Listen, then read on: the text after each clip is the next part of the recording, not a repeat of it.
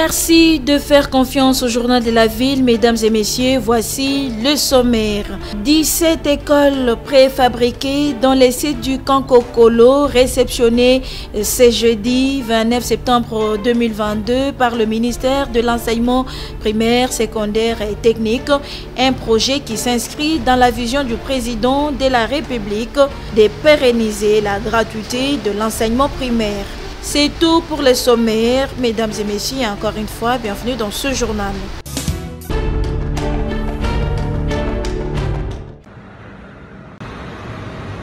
Le groupe 3 d'Inga 2 G23 est en arrêt depuis le dimanche 25 septembre à cause de la rupture du tuyau d'aération de la turbine.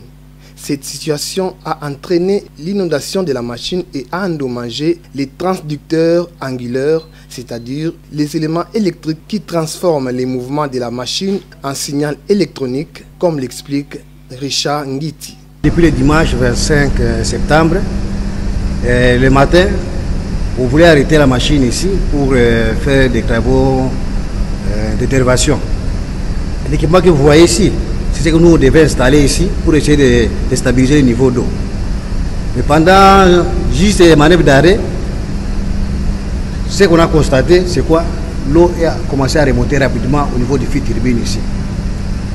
Alors qu'est-ce qu'il fallait faire à ce moment-là? Il fallait d'abord chercher à sauver la situation. C'est comme ça, précipitamment, nous avons bâtardé la machine côté aval, fait la restitution. Derrière vous là-bas, on a mis des bâtards d'eau.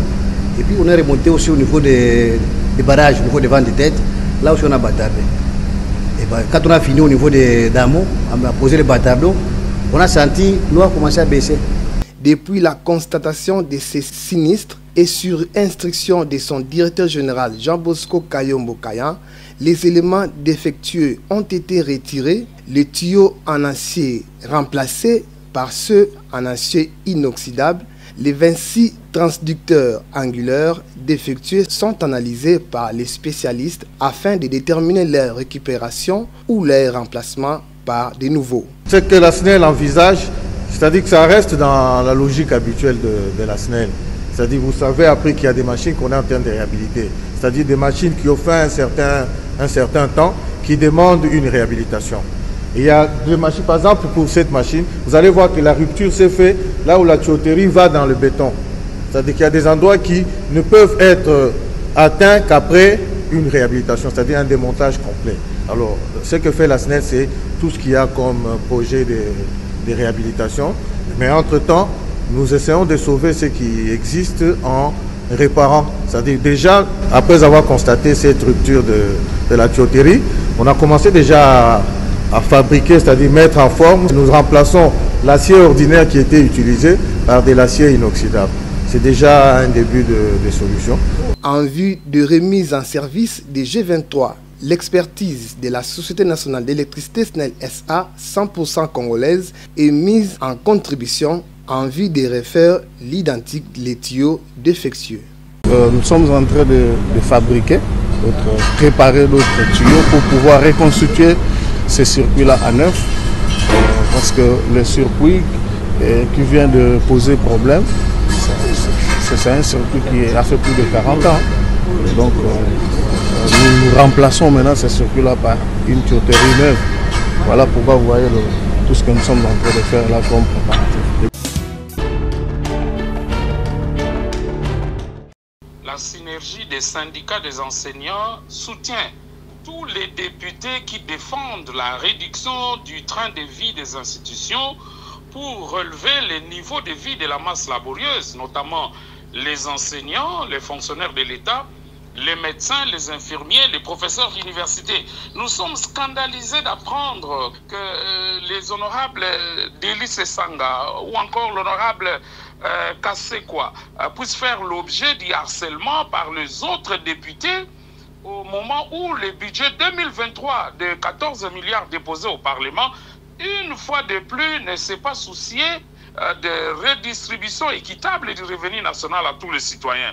C'est quand même un véritable scandale. C'est l'occasion pour la synergie des syndicats des enseignants de la RDC d'inviter les professeurs d'université, les médecins, les enseignants, les infirmiers, les fonctionnaires, pour que nous puissions nous mobiliser les jours de l'audition de ces deux honorables députés, défenseurs d'un budget qui privilégie la justice distributive afin de faire entendre la voix des agents de l'État. Je crois que les enseignants de la République démocratique du Congo qui vivent dans les conditions de précarité inacceptables demandent au Parlement cette fois-ci de voter un budget conséquent. Un budget qui soutient l'éducation, qui soutient le secteur de la santé, mais également qui soutient le secteur de la sécurité, pour qu'ils ne perdent pas toute la confiance de notre population.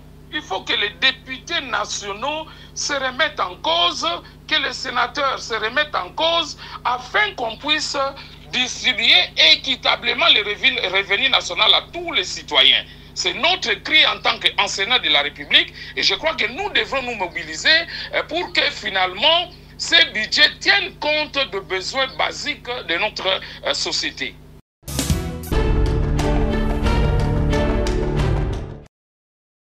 La ministre d'État, ministre de la Justice et garde de Sceaux, Rose Mutombo Kiese, a lancé et clôturé ce 26 septembre 2022 à l'immeuble intelligent du gouvernement les travaux de la première réunion du comité de pilotage du deuxième programme d'appui à la réforme de la justice en République démocratique du Congo, PARJ 2, fruit de la coopération entre l'Union européenne et la République démocratique du Congo.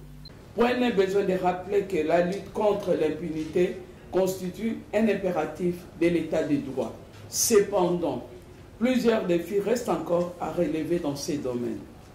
La réunion de ce jour marque l'aboutissement du processus d'élaboration du début programme pluriannuel et le lancement effectif de la mise en œuvre des activités du deuxième programme d'appui à la réforme de la justice. Il est vrai que le PARJ 2 seul ne saurait résoudre tous les problèmes que connaît la justice dans notre pays. Toutefois, les actions à mener dans le cadre de ce programme contribueront significativement aux efforts visant à l'installation d'un État de droit. Le chef de la délégation de l'Union européenne en République démocratique du Congo, Jean-Marc Châtaignier, a à l'occasion rappelé quelques actions qu'elle a menées dans plusieurs domaines dans les secteurs de la justice. Dans cette coopération, le chef de la délégation de l'Union européenne s'est aussi interrogé pourquoi l'Institut de formation judiciaire INAFORGE, qui n'est toujours pas fonctionnel 5 années après la construction de son bâtiment.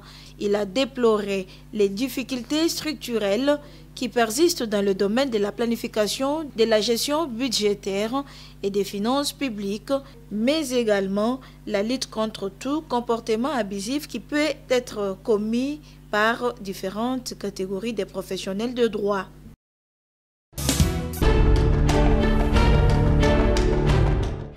Le parti politique ACT, Action congolaise pour la tolérance et l'égalité, parti cher au professeur Michel Balabala Kassongo, consulté ce mercredi 28 septembre 2022 par la commission d'intégration et médiation électorale CIME suite à sa concertation lancée en faveur des acteurs des partis politiques et sociaux sur les questions brûlantes de l'heure, à savoir la situation sécuritaire dans l'Est et sur l'étendue du territoire national, ainsi que le processus électoral en RDC.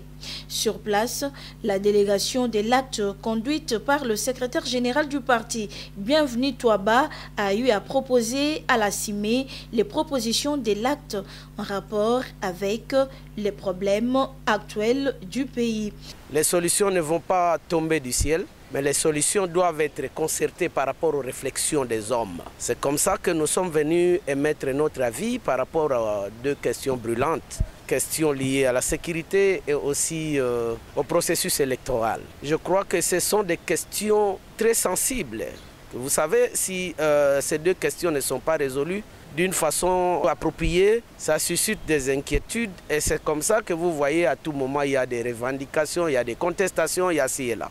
L'acte encourage cette démarche entamée par la CIME. Nous encourageons la démarche de la CIME parce qu'ils ont anticipé au bon moment cette consultation. Parce que s'il y a des partis qui hésitent encore de venir, ils doivent venir. Parce que nous devons émettre nos avis par rapport à l'avenir du Congo. On ne peut pas penser que le Congo va se développer par la volonté d'un seul individu qui est le chef de l'État, non.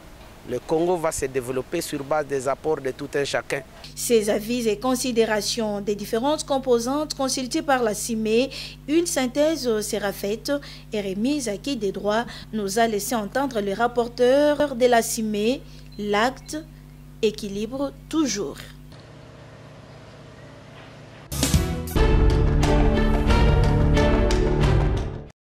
Les conflits intercommunautaires entre le peuple Teke et Yaka dans les territoires de Kwamuntu inquiètent au plus haut point le chef coutumier du village Nta, groupement Ngouma, Jires Ngamabangati, qui pense que ces conflits est politisé car chaque peuple connaît ses limites de terre. Ils ont vraiment pas puisque Ndenge Mukile Kabwana, Bazana était Nyamabele na bango. Était Nyamabele wa déjà était Nyamabele ya Bateki. Tobo ya tribalisme, tobo ya ko manipuler bandeko. Bateki ba yeba n'était Nyamabele na bango, bandeko na biso pe ba ya ba yeba n'était Nyamabele na bango esengeli ba diksi. Banda boni était Nyamabele ya Bateki, boko makocha ba mfumu ya bayaka. Botika ko manipuler bato. Bobo ya tribalisme, beaucoup de politique na coutume te. Politique ezala coutume ezala naître. Yango wana message na ko pesa. Mutu na mutazonga na mboka na ye, muyaka vana na mboka na yo, muteke vana na mboka na yo, soko za na posa bokonzi. Soko za na posa bokonzi te, oza ko citoyen congolais, oza na droit au vivre sika nyoso yo lingi. Le chef Jires Ngamabangati interpelle par ailleurs le peuple Teke et Yaka, habitués à vivre ensemble dans la paix, de ne pas céder à la manipulation. Ba manipuler bino susute bandeko. Bato bazo manipuler bino pona bitumba pona makila etanga, botika obomana. To bomana susute to za bandeko, alors to vanda na kimia ndenge to vanda ka depuis longtemps. Ceux qui batie mokonzi na mboka bino nyoso boto sai.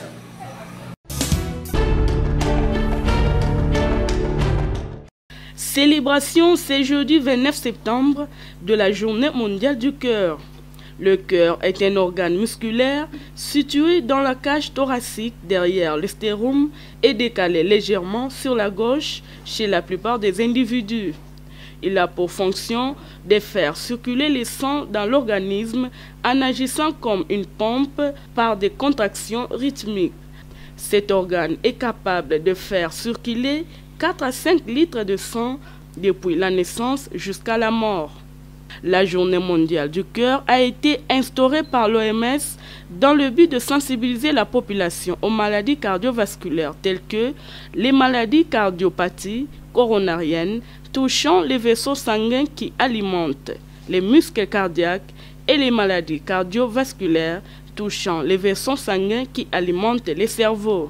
Pour prévenir les maladies cardiovasculaires, il faut manger sainement en instaurant un régime alimentaire équilibré, garder la forme en pratiquant une activité physique et enfin réduire le stress.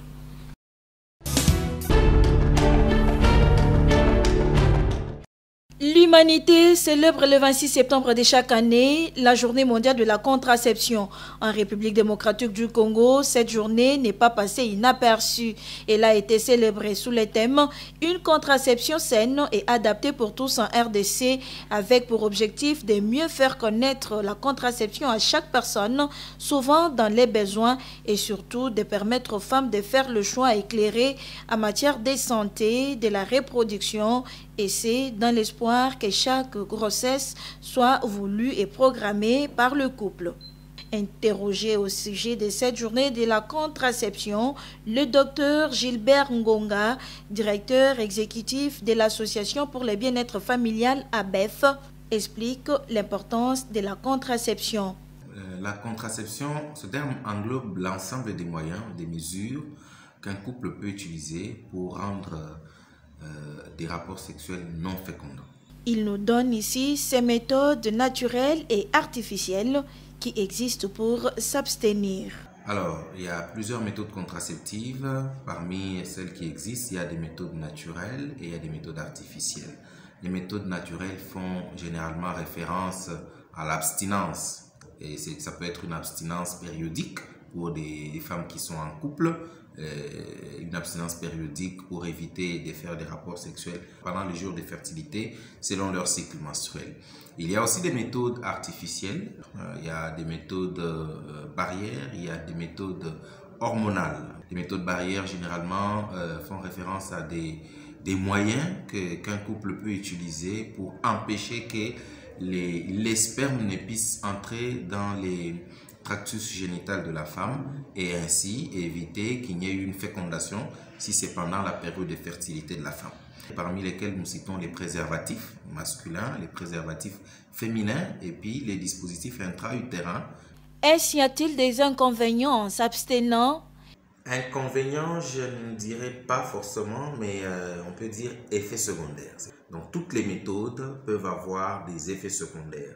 Il y en a d'autres qui peuvent faire des sortes de saignements, mais ce sont des effets secondaires qui peuvent être pris en charge en milieu hospitalier sans problème. Toujours dans le cadre des préparatifs du double événement de la commémoration de la mort et la naissance de Papa Simon Kimbangu Kiangani, représentant légal de l'église kimbanguiste qui se tiendra le 12 octobre prochain, les fidèles kimbanguistes de la paroisse qui signent son mission se sont réunis ce dimanche 25 septembre 2022 avec objectif faire la collecte des fonds en vue de préparer cette grande célébration ainsi que la rencontre du 2 octobre à Lemba. Venu nombreux assister au culte, le diacre cette année a prêché sur les commandements des dieux tirés du livre des psaumes, premier chapitre du 1er au 6e verset et Deutéronome, 5e chapitre du 1er au 21e verset. Une autre activité durant ces cultes, c'est le carnaval de la chorale des dirigeants de cette paroisse qui a fait le tour en vue de préparer la fête des dirigeants de cette chorale qui se tiendra le 3 octobre prochain en Kamba, Nouvelle-Jérusalem. Le dimanche le 25 septembre, nous avons mission na direction communale pour la rencontre ya dimanche le 2 octobre na Lemba. On va le 12 octobre, Nicole Sili, tu travailles une semaine il y a le 2. Il y a une préparation. Présents à ces assises, les membres de la chorale dirigeant n'ont pas manqué de mots. Ordre pesa makete na ba paroisse nyonso ya monde chorale de DJ sengeli ala kamboka ke tozali ko kende ndeti na bomoni biso to la kimboka ke a bomoni biso lelo dimanche prochain boko mona biso lisusu te pamba te tozana Yerusalemi pona ko komisa mukolo ya le 3 octobre elongo na mokonzi ya bulu. Tozana chance biso ba dirigeant papa Simon Kimbangu kanzi biso ba biso mukolo ya le 3 octobre ya moya na tina ndingisa ba konzi na biso na ville habito ça la carnaval chaque paroisse. Le kit s'est clôturé au rythme du carnaval de la chorale des dirigeants.